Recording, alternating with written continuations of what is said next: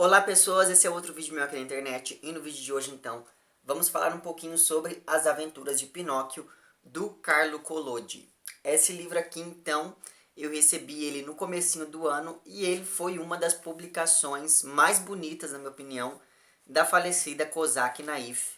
Enfim, ele é um livro todo ilustrado e enfim, ele tem um pós-fácil bem bacana escrito pelo Ítalo Calvino.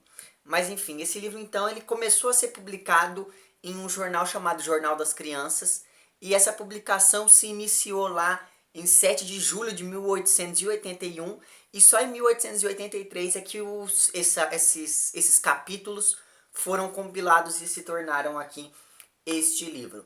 E esse daqui então é o livro que vai contar a história desse boneco de madeira chamado Pinóquio. E que não, esse Pinóquio aqui do livro, ele é totalmente diferente do Pinóquio do desenho. Esse daqui, ele é uma peste, gente, assim, sabe? Ele é um Pinóquio que há momentos em que ele chega a ser um pouco cruel, sobretudo com a figura do Gepeto, que só aparece em poucos momentos aqui, mas ainda assim nos momentos em que o Gepeto aparece, dá até dó dele, coitado. Mas enfim, o fato então é que o Pinóquio aqui, ele não é um bom menino, ele não é uma pessoa legal, ele é extremamente levado, ele é extremamente, enfim, ele é uma praga mesmo. Sabe aquela criança chata que não quer saber de nada, que só quer ficar, enfim, brincando e brigando e fazendo escândalos? Pois é, essa pessoa é o Pinóquio. Tanto que, logo no início do livro, ele acaba fazendo, inclusive, o Gepeto ser preso por conta de uma dessas confusões que ele arma ali. Mas enfim, então o Pinóquio ele é ele nasce de um pedaço de madeira que era um pedaço de madeira que já falava antes de se tornar um boneco e que foi dado pelo Gepeto por um amigo dele quando soube que esse sujeito queria fazer um boneco que dançasse e cantasse e virasse saltos mortais, esse tipo de coisa. E daí esse amigo então pegou esse pedaço de madeira encantado e deu para o Gepeto. E o Gepeto, com esse pedaço de madeira, criou aqui esse boneco.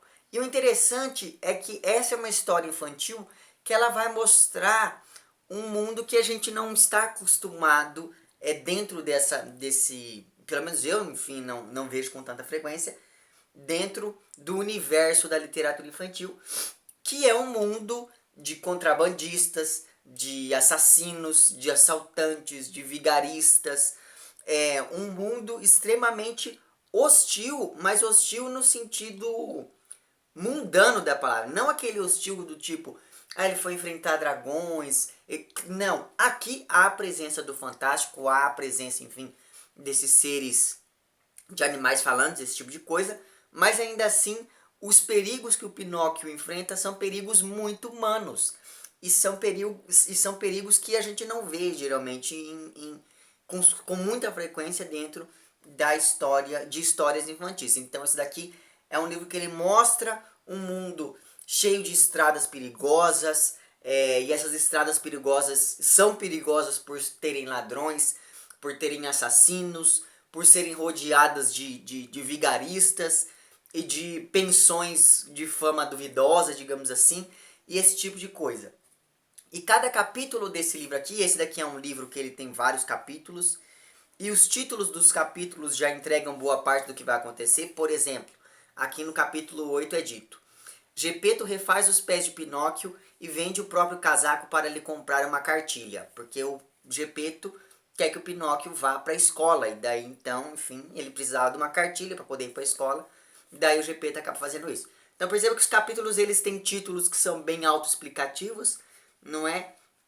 Enfim, e uma coisa interessante, não era do título que eu ia falar, e uma coisa interessante é que cada capítulo ele vai trazer, não explicitamente, mas ele vai trazer meio que uma moral ali por trás de todos os acontecimentos. Porque como eu disse para vocês, o Pinóquio é uma criança muito travessa, é uma criança muito levada, e isso vai acabar fazendo com que ele tome decisões erradas na vida. E daí me parece que o Carlo Collodi, quando ele cria essa história, ele vai fazendo com que as crianças aprendam com o erro do Pinóquio o que elas não deveriam fazer, porque sempre no fim de cada capítulo, ou enfim no meio de cada capítulo, tem aquele momento em que você fala assim, ele vai pagar caro porque ele desobedeceu o Gepeto. Ou vai acontecer isso com ele porque ele se deixou enganar por esses ladrões, por esses vigaristas. Ou ele vai, enfim, sei lá, vai virar churrasco porque ele não foi à escola. E várias dessas coisas que vão fazendo, imagino eu, com que a criança vá então ali aprendendo a discernir as coisas, o resultado das coisas boas e das coisas ruins para que possa ali então fazer as suas escolhas. E uma coisa interessante sobre esse livro é a seguinte: o Pinóquio, como eu disse para vocês, ele foi publicado pela primeira vez em, em jornais, né, em folhetins, digamos assim. E daí o que acontece? Acontece que logo no capítulo 15, e esse daqui é um capítulo que tem 30, daqui é um livro que tem 36 capítulos, mas logo no capítulo 15 acontece uma coisa. O Pinóquio, ele acaba, numa dessas aventuras, ele consegue 7 moedas de ouro, e daí ele está andando por uma estrada e acaba se encontrando ali com os ladrões, e esses ladrões começam a persegui-lo, e o Pinóquio tenta enganar esses ladrões, só que eles acabam pegando o Pinóquio e matando o Pinóquio. Só que aí o que acontece? Acontece que essa história ela fez tanto sucesso entre o público infantil que o Carlo Collodi ele acabou recebendo várias cartas pedindo, olha, refaça a história, olha, continue, o Pinóquio não pode morrer agora.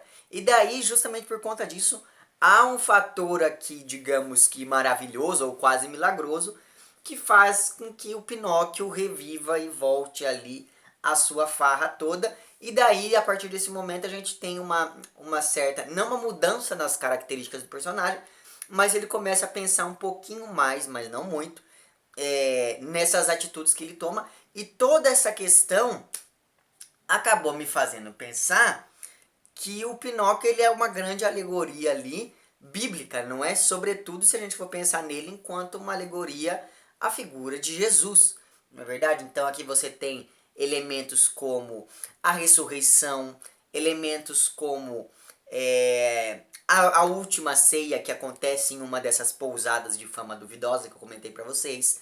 Tem a circuncisão, não é, que é aquela coisa de você cortar o nariz do Pinóquio. E esse nariz do Pinóquio me fez pensar também bastante naquela coisa meio que freudiana, né? Desse nariz que cresce quando ele mente, e daí você pode tirar as suas próprias conclusões. Isso, inclusive, não sou só eu que penso, porque eu li aqui no Pós-Fácil e o Ítalo Calvino cita um autor que faz uma interpretação como essa. Enfim, então há vários trechos aqui que quando você tem um olhar um pouco mais adulto, digamos assim, sobre a história, você vai poder, mais ou menos o que acontece, por exemplo, com as Crônicas de Nárnia, sabe assim? Não é algo explícito, mas é algo que se um adulto ou uma pessoa que conhece bem, assim, essas questões bíblicas, etc., olha para esses trechos, a pessoa vai poder, então, reconhecer algumas influências aqui, ou enfim, alguns diálogos com o texto sagrado aqui dentro dessas aventuras do boneco Pinóquio, né? E tudo isso em um ambiente, tudo isso em um universo que permite que um boneco viva, crie vida, enfim, e que um boneco conheça uma princesa encantada, que ele se transforme em um burro, ou que ele, sobretudo nos últimos capítulos do livro, ou que ele aspire, né, a ser ali um menino de verdade. Daí então nos últimos capítulos a gente vai acompanhando digamos, essa tentativa do Pinóquio se regenerar enfim, para que ele possa então se tornar um menino de verdade por conta ali de um encanto da fada madrinha ou coisa do tipo. E daí eu não vou falar, obviamente, porque afinal de contas lembra que esse Pinóquio aqui é bem diferente do Pinóquio do desenho, então eu não vou falar se isso dá certo ou não e, enfim, as consequências disso para a história. Certo? Então fica aqui a dica de mais esse livro muito bom, tanto para crianças quanto para adultos. Eu me diverti bastante lendo esse livro. E é isso então. Se você gostou do vídeo, não esqueça de curtir e de compartilhar. Caso não tenha gostado, não esqueça de dizer lá embaixo porque não gostou. Se você está inscrito no meu canal, muito obrigado pela sua inscrição. E caso não esteja inscrito, se inscreva também lá embaixo. É isso então, um abraço para vocês todos e até o próximo vídeo e tchau!